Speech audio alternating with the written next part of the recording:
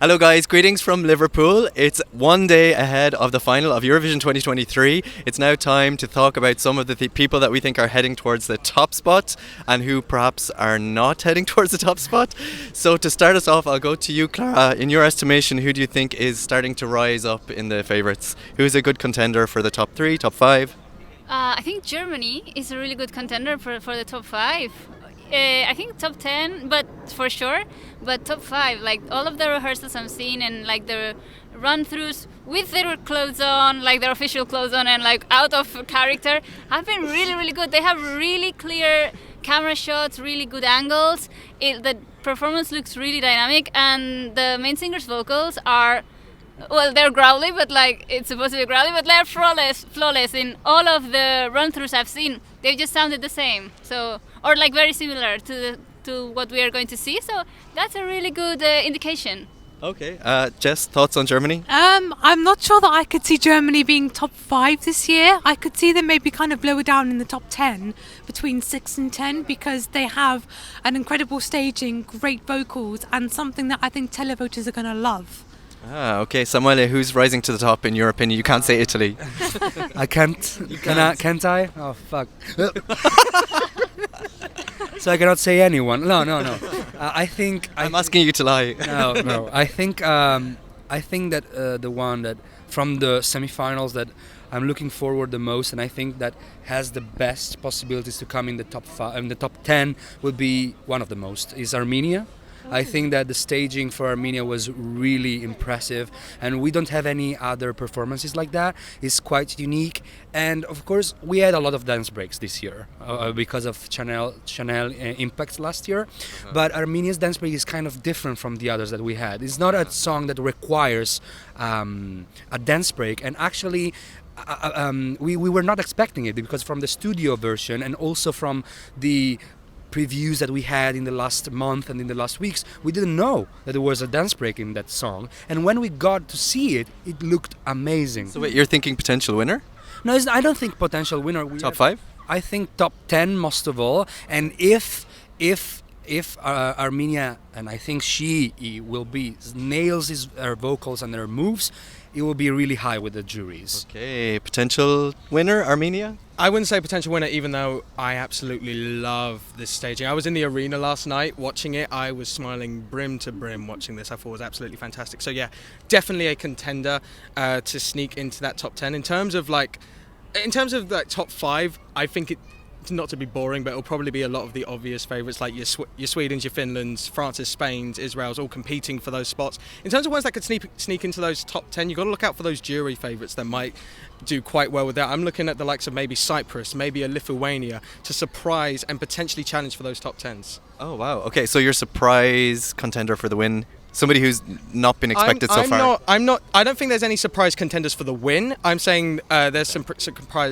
surprise contenders for the top 10 and pushing those higher spots. Okay. So Jess, who have we not mentioned that you think is headed towards the top 3? Do you know what? I wouldn't maybe say top 3, but I'm going to say Belgium. I think Belgium could potentially challenge for top 5. And I'm just going to say it, potential surprise winner. It's going to be France 2022 all over again, but I don't care. Gustaph and his team are fabulous on stage. They just bring the house down with their performance. And we already know they have televote support from qualifying in the semis. I think juries are going to love the whole kind of finished product of the staging. And I would not be surprised to see this top 5. Wow. People have always been talking about Spain as a possible winner.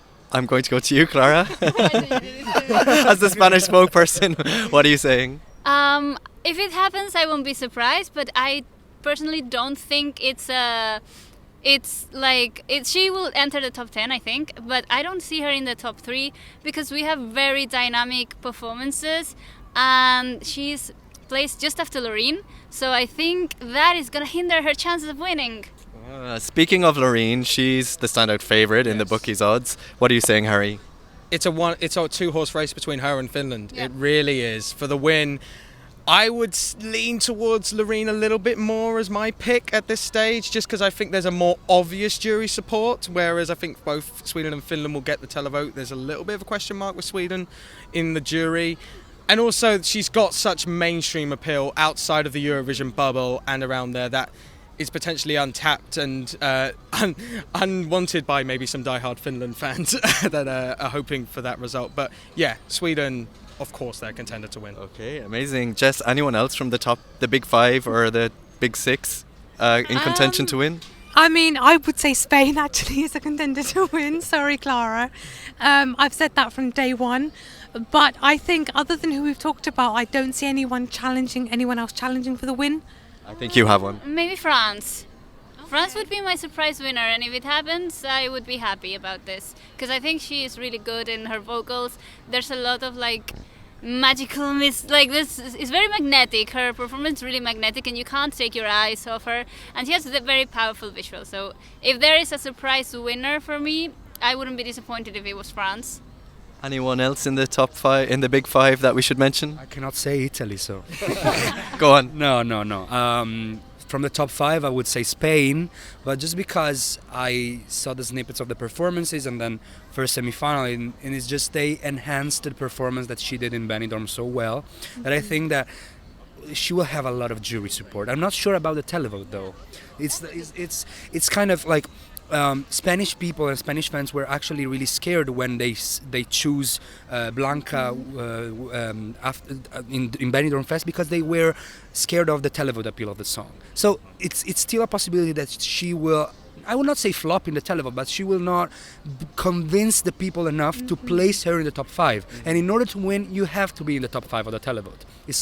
She will slay, I'm sure, the juries. Top three, I think for sure, but it will be enough for winning. The televote will be enough for winning. I don't know. I would really like a Eurovision in Spain. Me too. Speaking of televote, this is my last name because I just remembered it hasn't been said. It won't be 400 plus, but let's not forget the impact of the televote and the casual viewer. Let's keep an eye out on Ukraine potentially doing quite well. Oh my God, yeah. I've heard that today in the press center because of, well, the current circumstances, but because the staging is really good.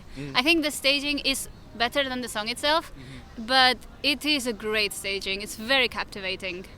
What about Israel, Clara? Oh, I like it very much. Actually, I think for me it's in my personal top three. She can do really well. I just don't see her winning the competition, but she is a really, really strong contender for the top three. Anybody seeing Israel winning? I do see them top five, but not winning. I think they could potentially maybe be a surprise televote winner, but juries I don't think would put it that high in order for her to win overall. Okay, so nobody has Austria. What about Austria, Harry? The opening slot has put a big question mark over them, hasn't it? You know what? If anyone's going to break the curse of slot one, which rarely gets even top 10, let alone, challenges for the win, I think it could be Austria. But at the same time, you do worry, does this mean they didn't necessarily do as well in the semi-final that we're anticipating? Or is it a simple case of they had so many favourites in that first half, one of them had to be put there? We really don't know. I think of all the songs of many of the songs, I think Austria have quite a big range of where they could come on Saturday. Okay, so I'm going to ask you jury winner, televote winner, and overall winner. Clara. Jury winner, Loreen, I would say. Televote winner, Käärijä, hands down. Overall winner, oh my God, you're killing me. I want Finland, so I'll go with my heart, even though Finland. Let's go with Finland. Okay, with conviction. Finland. Harry. I'll be boring and as well as say jury winner, Sweden, televote winner, Finland. And annoyingly, because I'm competitive with myself, I'm going to go with my head rather than my heart and say Sweden will win, I believe. I'm going to say televote winner... No. Yeah, I said Sweden. Yeah. I'm going to say televote winner Finland, jury winner Spain, overall winner Loreen. Three different countries, yeah. So I'm also going to say jury winner Spain, probably televote winner Finland, and then either Finland or Sweden overall winner. No, you can't be on the fence, Jess. Okay. Sweden. Wow, okay. I mean, I prefer Finland to win, but after the maybe no. Right, Finland. Give us something unexpected. Since everyone was so serious, I'm gonna be like the black sheep here. So I'm gonna say televote winner Croatia. Jury winner, I would say France. And overall winner France, and overall winner Italy. No, Sweden. Sweden, I think. And you can't vote for your own country. Of course, but I mean, I'm in UK, I can vote for it. That's not how the televote works. Just because we're in the UK, we should briefly mention the UK. Are they... Amazing. Delete the mic there. Really, it's Is there a world where UK win? they will never win. It will never win. Yeah, Yeah. no. I Mm, saw, no, I we saw don't the win. odds today, and they are placing the UK last. No. No, the most possibility to come No. last. Oh, no. It's the UK, but it will never happen. No, I no, think no. between 10 and 15.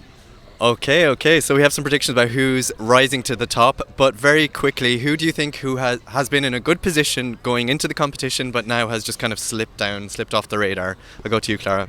UK for me. I just don't like.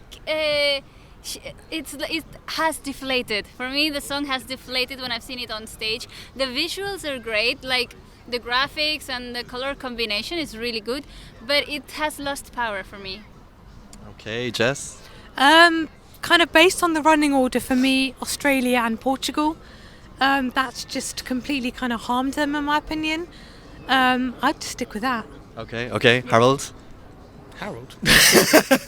Honestly, it's really hard to answer this because it's such a strong final. Like, and annoyingly, I'm gonna say my home country, the UK, but I am gonna go into super biased UK modes for a little bit because I do worry about our placement, and it's not through any fault of like effort or the artist or anything like that. We have really tried this year. I do believe that.